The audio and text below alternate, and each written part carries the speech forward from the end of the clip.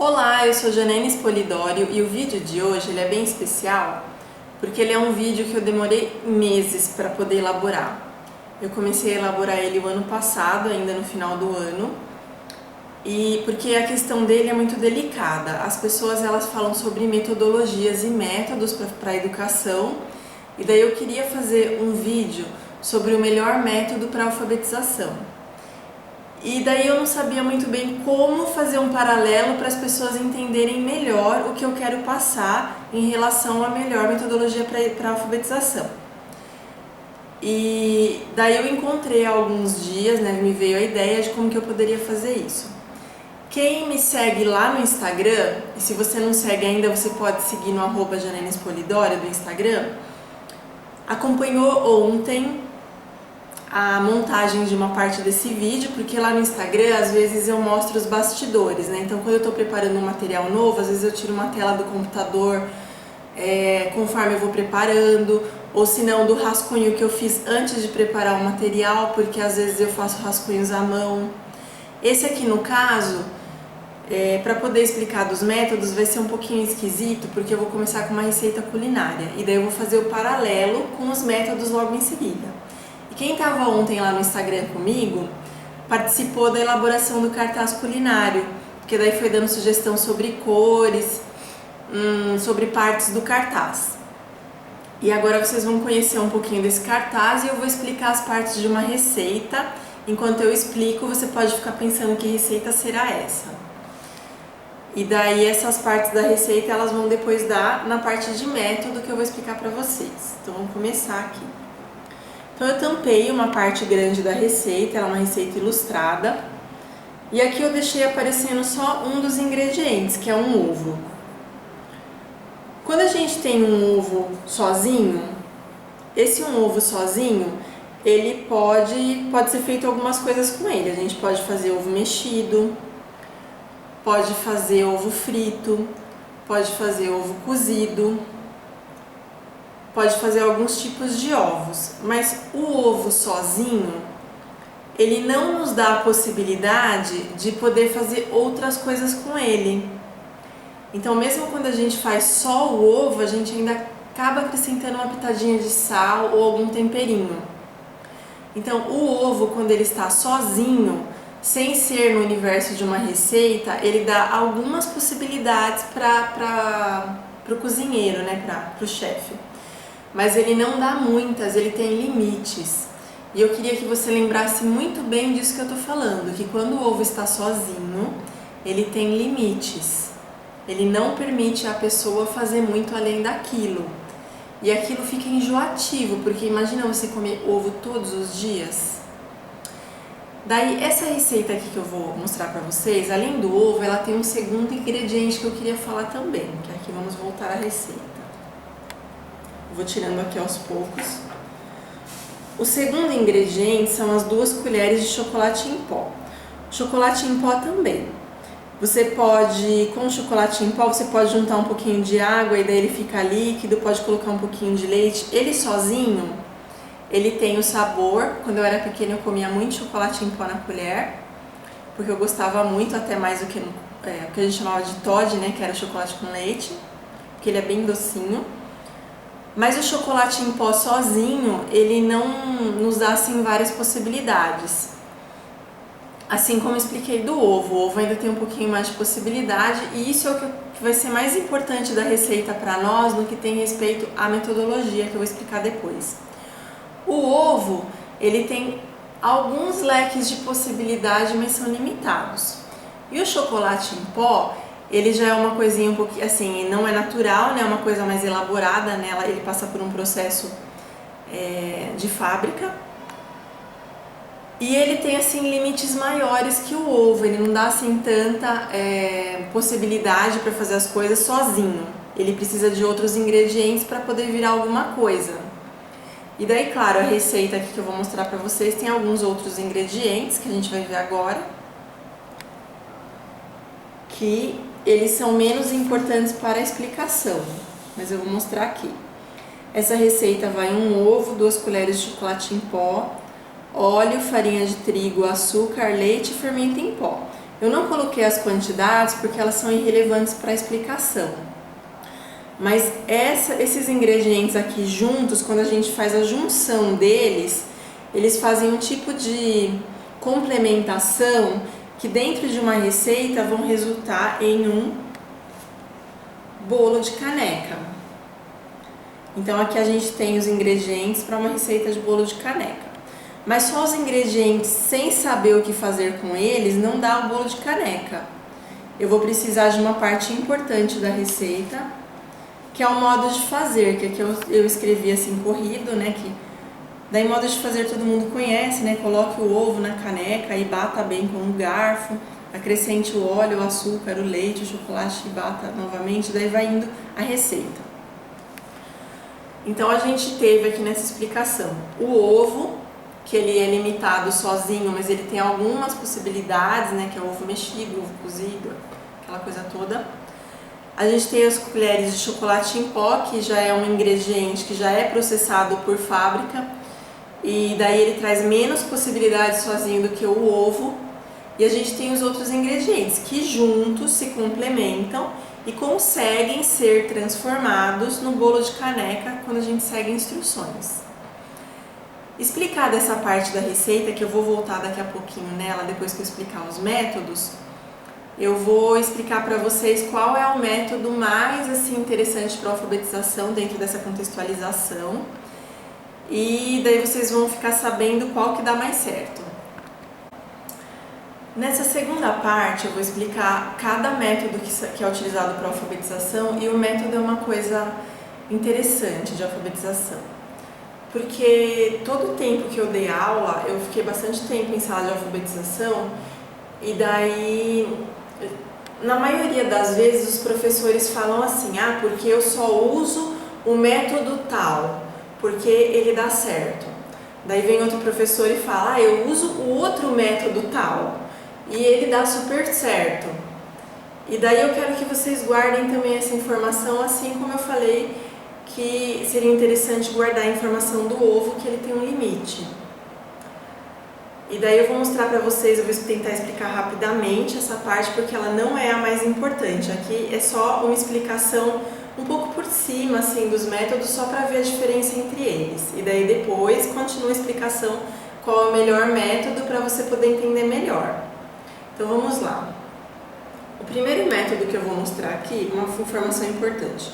Os métodos que vão estar aqui acima, eles são sintéticos, porque eles partem de partes menores da palavra. E os outros são analíticos, porque eles partem de partes maiores das palavras. Então vamos para o primeiro aqui rapidamente. O primeiro método é o alfabético. Então no método alfabético, o professor ensina as letras, o A, o B, o C separadamente, e daí a cada nova letra vai sendo ensinada à criança palavras com aquela letra, isoladamente. Além do método alfabético, a gente tem um método silábico, que ele tem algumas variações atualmente, que dizem que ele foi reformulado, mas na verdade é o mesmo método com outras estratégias, porque o método em si, ele não modifica, o que modifica são as estratégias, porque a análise dele é na sílaba. Então o professor ensina por sílaba, seria o babebi bobu, tate totu, tão, né? Depois eu fiquei sabendo que tinha o tão, depois de uns anos que eu estava dando aula. E depois você vai entender porque eu falei depois e não antes, porque não exatamente eu usava uma metodologia só. A gente tem o método fônico, que ele está um pouco em alta, né, ultimamente na mídia, porque algumas pessoas têm preferido ele, porque ele trata do som. Então, por exemplo, aqui a gente tem a letra J, só que a letra J, ela tem esse som que está aqui ao lado representado. A letra J, escrita, do jeito que a gente escreve, ela se chama grafema. E o som da letra J é diferente, representado graficamente, é o som de J. Então, o J ou J é o que vai ser trabalhado no método fônico. Então, a criança aprende o som das letras para poder ser alfabetizada. São 3 metodologias diferentes. Eu vou deixar a metodologia do meio por último. porque daí eu vou precisar que vocês recordem uma coisinha. Próxima metodologia aqui já é analítica, né? Ela é da palavração. Então é quando você dá frases ou textos para a criança e daí você pede para ela completar. Aqui eu desenho uma baleia, né? A baleia, daí a criança tem que escrever baleia, vive no oceano. Então é a alfabetização por palavras, daí dá várias palavras, a criança tem que identificar onde está a palavra baleia, coisa e tal. Tem a sentenciação, que é quando é pela frase. Então vocês vão ver um pouquinho de semelhança com o silábico, porque às vezes a professora que dá o método silábico, ela trabalha por sentenciação de palavras com a mesma sílaba no começo. Então Beto bate a bola. Então ela vai trabalhar aqui o babibi bobubão no começo das palavras também. Mas na verdade ela vai estar trabalhando tanto um método sintético quanto um analítico sem perceber. É uma mescla de métodos. E daí é sempre assim, daí Beto bate a bola, parte da frase, e daí dessa frase inteira a professora vai trabalhando só bola, só Beto, só bate, e assim vai trabalhando as palavrinhas. E o que tem de parecido entre elas, que seria a letra B, e daí ela vai acrescentando coisas. O método global, quando você dá textos e dentro do texto você começa a trabalhar a memorização desse texto. Aqui eu escolhi uma parlenda de escolha, né? Unidunité, salame-minguê, coisa e tal. E daí, desta parlenda que o aluno vai memorizar o texto, ele tem que identificar onde estão as palavras, colocar na ordem. Então esse aqui é o método global. E o último método que está aqui escondido, ele tem uma pegadinha, porque algumas pessoas confundem ele. É o método fonovisio-articulatório, que algumas pessoas conhecem popularmente como método das boquinhas. Então o que acontece nesse método? Algumas pessoas confundem esse método fonovisio-articulatório com o fônico, e eles são diferentes.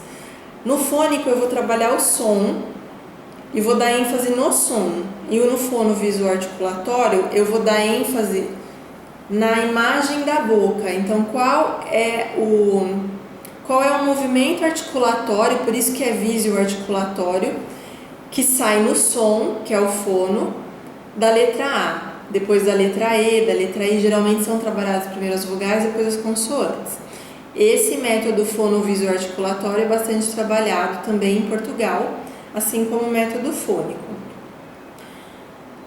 Os outros métodos, eles são trabalhados em vários países, incluindo também o fonovisio que eu falei e o fônico, dependendo da natureza da língua. Por que a natureza da língua? Isso é uma coisa importante que não cabe no vídeo, mas eu vou dar uma explicaçãozinha rápida. Às vezes a gente ouve falar, por exemplo, que mas na Finlândia o método de alfabetização é perfeito. Ok, só que a gente não pode usar o método de alfabetização da Finlândia no Brasil, porque a natureza da língua da Finlândia não é a mesma natureza da língua do Brasil. O português é uma língua quantitativa, a gente tem vários tipos de língua no mundo. A gente tem, por exemplo, no Japão, a língua é tonal, então ela depende da altura da voz. Quando o som sai mais alto é uma letra ou uma palavra até. Quando sai mais baixo é outra, por isso que é tonal. O português, sendo uma língua quantitativa, ela tem uma natureza diferente de outros países. Então, nem sempre um método que dá certo em um país para alfabetização dá certo em outro. Então, falar que a gente pode usar o mesmo método é questão de falta de informação da pessoa que dá esse tipo de informação. Eu só queria deixar claro porque tem muita desavença, às vezes, em escola por causa desse tipo de coisa. Então, aqui eu expliquei um pouquinho de cada método e vocês repararam que eu não falei das hipóteses de escrita e nem do construtivismo. Por que eu não falei do construtivismo? Porque a gente pode falar porque o método tradicional é o método construtivista. Primeira coisa, que o construtivismo é uma teoria. E eu vou explicar por que é uma teoria. E aqui a gente viu os métodos, e os métodos, aqui eu vou fazer uma linkagem com a receita que eu deixei aqui no cantinho. Eu trabalhar aqui com a minha criança somente o método alfabético, somente o método silábico, somente o método fônico, o que vai acontecer? Eu vou estar trabalhando só o ovo com ela. eu não vou estar trabalhando todos os ingredientes para virar uma receita. Eu vou trabalhar só uma forma de ver as palavras. Então eu vou deixar por enquanto para você refletir o que isso vai causar, não conforme você está explicando para a criança e ensinando naquele ano, mas o que vai causar para essa criança quando ela estiver no 4º, 5º ano. Porque o efeito que tem não é na série de alfabetização. A criança pode sim ser alfabetizada com qualquer um desses métodos, desde que o professor saiba aplicar. Qualquer um deles é eficaz. O professor tem que saber aplicar. Só que a questão não é a série em que está sendo aplicada. A questão é o efeito avalanche que ele vai dar depois de alguns anos na vida da criança, na vida escolar. Que é o que causa a evasão escolar lá antes do ensino médio, que eu já vou explicar daqui a pouco. Bom, agora chegou a vez da hipótese de escrita. Então eu tinha falado lá, na parte anterior, que a hipótese de escrita eu não tinha falado porque ela não se encaixaria nos métodos. Os métodos, eles são criados para quê? Para analisar o alfabeto, porque a capacidade do ser humano de leitura e escrita não é natural, não é uma coisa que vem com a gente precisa aprender. Como a gente precisa aprender, ao longo dos anos foram criados métodos que são aqueles ali que eu expliquei para vocês agora. Agora vamos à questão da hipótese de escrita, que eu não vou explicar uma a uma, só vou passar por cima para você entender a relação delas com os métodos. Quando alguém entra em contato comigo, ou com a Rose, que faz o atendimento do site da loja, pergunta: então, eu tenho um aluno que não está alfabetizado. A minha primeira pergunta é: qual é a hipótese de escrita? Veja que eu não pergunto qual é o método que o professor trabalha, e não faço nenhuma outra pergunta. Minha única dúvida em relação ao aluno que não está alfabetizado é qual é a hipótese. Você vai entender por quê. Então aqui tem um quadro de hipóteses de escrita. O que eu fiz? A princípio, são 4, embora as pessoas coloquem algumas no meio, mas basicamente é o pré-silábico, o silábico, silábico alfabético e alfabético. Daí tem o alfabético ortográfico, silábico com valor e sem valor, o pré-silábico cru, que a gente chama, e o pré-silábico já avançadinho. Por quê? Porque embora tenha essas 4 classificações básicas, dentro de cada hipótese, as hipóteses mostram como o meu aluno está pensando em relação às letras. Dentro das hipóteses tem níveis, e esses níveis eles são variantes, que eu vou explicar mais à frente numa postagem que eu vou fazer, mas ainda é surpresa, essa eu conto depois. Se você tem dúvidas sobre as hipóteses, você pode ver alguns vídeos meus no meu canal YouTube, que lá eu trago explicando hipótese por hipótese, separadamente, o que você faz, como ela funciona, que atividade que faz avançar. Lembre-se, eu não falei qual é o método, eu falei da hipótese, porque eu estou dando ênfase aqui na hipótese. Agora voltando aqui nas hipóteses, então aqui no pré-silábico eu coloquei só uma forma de escrever formiga, todos estão escritos formiga. O silábico tem várias formas de escrever, que eu coloquei XAL, porque ele vai ler formiga, sem valor, ou formiga, com valor nas vogais, ou formiga, com valor ora na vogal, ora na consoante. Silábico alfabético vai mesclar, provavelmente ele não vai colocar o R de formiga, vai confundir o G com o H. E o alfabético ele pode escrever inteiro, ou ele pode esquecer, por exemplo, do R, que é um pouquinho mais complexo de ouvir. E daí o que acontece? Essas hipóteses de escrita, elas são uma teoria da construção da escrita, uma teoria cognitiva, que vão contar para o professor qual dessas metodologias ele vai precisar naquele momento. Então vocês vão ver alguns vídeos mágicos no YouTube de várias pessoas, por exemplo, mostrando que a criança passou magicamente em 20, 30 minutos do pré-silábico para o silábico, com o método fonovisio-articulatório. Só um exemplo. Porque o que o pré-silábico precisa? O pré-silábico precisa do som e precisa da visão, porque às vezes ele não está fazendo essa relação. Então ele precisa ter o som, a visão da boca e a articulação. Quando ele tem esses 3 elementos sendo trabalhados individualmente com ele, especialmente nas vogais, ele pode se tornar de pré-silábico para silábico em 20 ou 30 minutos sem problema. Quando o aluno está, por exemplo, silábico alfabético, ele vai precisar ou de um método de palavração, ou de um método silábico, ou de sentenciação. Algumas vezes eu posso usar o método global, mas de um modo que eu trabalhe a palavração e a sentenciação. Se ele tiver alfabético, método global. Trabalharia o fônico ou o fono visoarticulatório no caso dele precisar de parte de ortografia. Silábico, ele precisa do método alfabético, porque ele precisa firmar as letras, do silábico, e ele poderia também trabalhar o fônico ou o fono visoarticulatório. Então você percebe que as hipóteses, elas não são uma metodologia. Elas são o sinal que o professor precisa para poder trabalhar determinado método. Então, se vocês ouvirem alguém falando que vai trabalhar, por exemplo, o método fônico, e aquele método fônico vai dar conta da alfabetização, por essa explicação que eu acabei de dar, você vai perceber que isso não é totalmente verdade. Porque uma coisa é a pessoa estar alfabetizada e outra é ela estar letrada. Para ela estar letrada, eu preciso trabalhar um pouco de cada método. Então, qual é o melhor método de alfabetização? Ainda não vou dar a resposta, mas você já deve saber. As hipóteses, elas servem para isso. Mas aqui nesse cartaz, não tem apenas as hipóteses, tem um outro tema muito trabalhado na alfabetização, que é a consciência fonológica.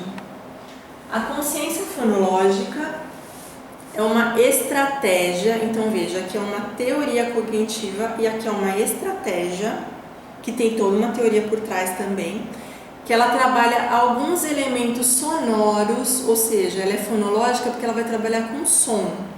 E a gente aproveita esses sons na alfabetização, porque quando o meu aluno está em qualquer uma dessas hipóteses, eu posso usar esses recursos como ferramentas para ele avançar. Não que isso seja uma metodologia, porque todos esses recursos, eles são trabalhados desde os 3 anos de idade até os 10 ou 11 anos de idade da criança. E tem uma sequência para ser trabalhado, não é assim, eu vou fazer como eu quero. Primeiro é rimas, depois é a literação, que é som inicial. Alguns professores trabalham som final também, que não é a literação, mas já faz junto. Discriminação de som e depois discriminação de palavra. Segmentação de palavras ou segmentação de sílabas, combinação, isolamento e manipulação de fonemas e sílabas. Então, todos esses elementos, eles são trabalhados junto com qualquer um desses métodos. Por quê? Porque ele não vai trabalhar a escrita, ele vai trabalhar a parte sonora. Então, você vai prevenir que o aluno tenha alguns problemas de fono, porque às vezes algum problema de fono é devido ao modo que ele escuta e ao modo como ele articula. Então, quando você dá rimas, a literação, e não é assim, eu vou dar rima só com 3 anos, a literação só com 4, não. A criança vai estar no 4º ano do ensino fundamental, você vai voltar em rimas, porque pode ser que não tenha sido trabalhado antes. Só que você vai trabalhar um tempo menor e numa profundidade diferente. A rima que é trabalhada com a criança de 3 anos é totalmente diferente com a de 4, com a de 5, com a de 6, assim conforme a idade. Pois a literação também, o propósito é diferente. E daí você vai criando, a intenção da consciência fonológica é que a criança possa manipular. Por que manipular? Porque quem manipula tem domínio. Na verdade, é por isso que eu estou fazendo esse vídeo, porque para você poder discutir com alguém sobre uma metodologia ou ter o discernimento se o que a pessoa está te contando sobre aquele método é válido, você precisa ter o conhecimento, você precisa manipular informações sobre métodos. Então eu espero que até aqui esteja claro, porque a informação final que eu vou dar, ela é a mais importante de todas. Antes dela, eu gostaria de lembrar, porque senão eu vou esquecer, se você não se inscreveu no meu canal, se inscreva, clique no sininho de notificações para ativar, que daí quando tiver vídeo novo você recebe. E agora vamos à última parte do vídeo, que é a mais importante. Então agora chegou a hora da resposta final. Qual o melhor método de alfabetização? O melhor método de alfabetização é o que seu aluno precisa, não é o que você quer. Então, se meu aluno precisa de um método silábico, eu vou usar um método silábico. Se meu aluno precisa de um método de palavração, eu vou usar a palavração. Não quer dizer que eu vou usar só um método, porque quando você usa um método só, volta naquela história do ovo. O seu aluno só vai conseguir fazer um tipo de informação com aquilo, digo neurologicamente falando. Porque no cérebro dele, ele só consegue trabalhar com uma quantidade limitada de informação, porque você não deu a ele o que ele precisava para poder analisar a leitura escrita de vários ângulos. Então vamos agora para a questão do letramento. A gente tem ouvido algumas coisas na mídia sobre letramento, que o letramento é uma bobagem do construtivismo. Então, primeira coisa, se você procurar na internet, inclusive em outros idiomas, sobre letramento, você vai descobrir que essa palavra não existia no Brasil até pouco tempo, porém ela só tem mais de 6.000 anos de idade. Então, impossivelmente, digamos assim, um neologismo, ela poderia ser considerada algo novo e do construtivismo. O letramento vem de literacy, do inglês, ou de littératie, do francês. E se você procurar em francês, é a língua que tem mais informação sobre letramento. Assim, eles têm... É impressionante a quantidade de informações sobre como letrar uma criança eles têm. E agora a diferença. Quando você alfabetiza, que é quando você usa os métodos, ou quando você analisa a hipótese de escrita e vê qual método a criança precisa, você está alfabetizando, você não está letrando. O letrar é quando você prepara a criança socialmente para a leitura escrita. O que é isso? Eu vou explicar. Eu tenho aqui um quebra-cabeça com algumas peças, e quando eu monto essas peças, vou montar aqui para vocês verem, acho que não cabe aqui, vou colocar aqui. Quando eu monto as peças, vocês vão perceber que essas daqui são as peças de um método de alfabetização. Então, quando eu uso um método de alfabetização, vai me acontecer isso aqui, que não está acontecendo, mas vai acontecer. Achei. Bom, eu vou montar aqui e vocês vão ver que esse quebra-cabeça vai acontecer um problema gravíssimo com ele. Quando eu monto e eu tenho acesso a apenas um método ou dois no máximo, que às vezes tem a mesclagem, né?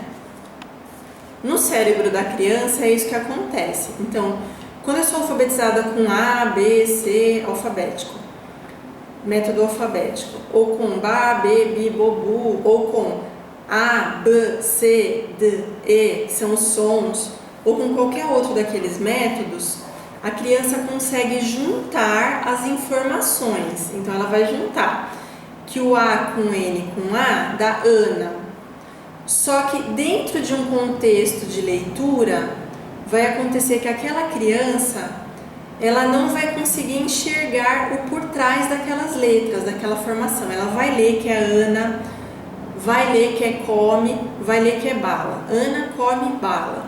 Para alfabetização, esse Ana, come, bala está perfeito, a criança está alfabetizada, mas não quer dizer que ela está letrada, ou seja, não quer dizer que o cérebro dela recebeu as informações suficientes para ela poder ter um letramento real.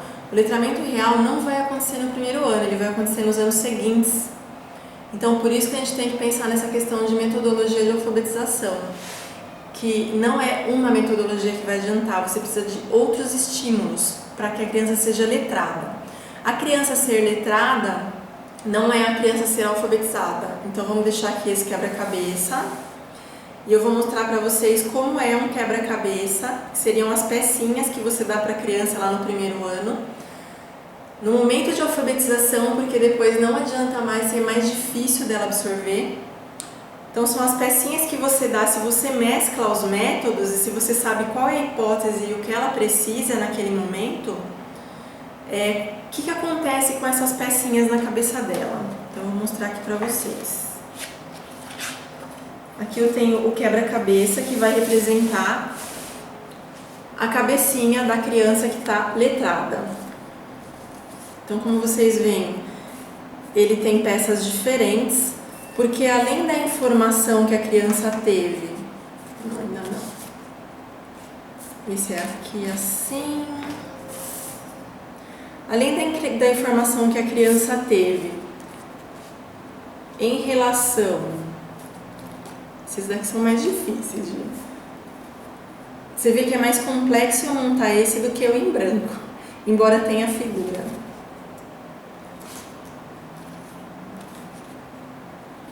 As informações que a criança teve, se você mescla os métodos, se você não usa apenas um, se você faz uma alfabetização híbrida, ou seja, com mesclagem, as informações que você dá para a criança não são apenas em branco. Elas têm a parte da letra, mas elas têm uma informação a mais, porque você está acrescentando estratégias. Então, quando você dá um método global no momento que ela precisa, e quando você dá um método fonovisoarticulatório no momento que ela precisa, ela consegue juntar as informações. Então, ela não tem somente aquele método cru, porque o método, ele privilegia quem está dando, ele torna fácil a quem está dando, mas não quer dizer que o resultado mais à frente seja satisfatório. Então, olha a diferença. A criança que recebeu apenas um método, a criança que recebeu o estímulo de vários métodos, ela consegue formar elementos necessários ao letramento. O que seria esse letramento? Vou explicar aqui, vou botar na receita. Quando você dá o estímulo de vários métodos, e você trabalha esses métodos, o que o ovo faz com o chocolate, o que a farinha faz quando você junta o ovo com o chocolate, de que forma que você vai usar isso dentro de um texto para leitura escrita, você tem a parte mais legal aqui desse cartaz, que é o modo de instrução. Quando você dá vários métodos, a criança tem essa parte na cabeça dela naturalmente. Porque essa parte dos modos de instrução, o como fazer, é o letramento da receita. Então, só os ingredientes separados, eles não fazem a receita. O que faz a receita mesmo dar certo são as instruções. Então, você letra a criança, você faz o letramento quando você dá essa parte. Ou seja, quando você mistura tudo e ensina como utilizar. Como eu uso e quando eu uso a questão do ver a boca, quando eu uso e como eu uso a questão de leitura memorizada. Então isso é de extrema importância. Então eu espero que vocês tenham entendido, foi um vídeo extremamente complexo para eu fazer. Vocês viram que tem várias peças, ele foi feito em várias partes, porque eu precisei ficar articulando as peças. Mas eu espero que vocês tenham curtido a informação. Se vocês tiverem alguma dúvida, estou super assim aberta a poder responder. Deixem aqui nos comentários, compartilhem o vídeo, porque essa questão de método ela está muito urgente no Brasil, porque está uma guerra de métodos. Guerra de métodos, na verdade, é guerra de pessoas, porque uma acredita em uma coisa, outra em outra, mas nenhuma está privilegiando o aluno. Então a gente não deve ter uma questão de guerra de métodos, a gente tem que ter uma questão de guerra de aprendizagem. E que não seja uma guerra, na verdade, mas sim uma análise. Porque o que o Brasil precisa são professores que analisem a aprendizagem do aluno e saibam como utilizar. Não professores que guerreiem, que é obrigado a dar tal método, porque você tem que enfiar a goela abaixo do professor e aquele método tem que ser o certo porque ele é mais rápido e vai mostrar taxas enganosas, ou seja, que vão enganar a população em relação às taxas de analfabetismo no Brasil, porque vai ser um analfabetismo funcional e não crianças realmente letradas. Espero que vocês tenham gostado e até a próxima!